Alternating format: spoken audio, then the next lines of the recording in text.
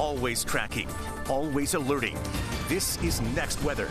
Well, folks in the Carolinas certainly securing things right now because we are seeing the winds picking up across North Carolina as Hurricane Erin continues to move toward the north. Here are the latest numbers from the National Hurricane Center regarding its movement and speed. Still a Category 2 hurricane, but a strong one, just 1 mile per hour away from being a Category 3 as it moves north at 16 miles per hour. Overnight tonight into tomorrow is when we expect that northeasterly turn that we're waiting for, which is going to keep us safe from landfall. Now, despite it still being offshore, we are going to be seeing those impacts with tropical storm conditions across Carolina, Virginia, and even tropical storm warnings up portions of the northeast coast.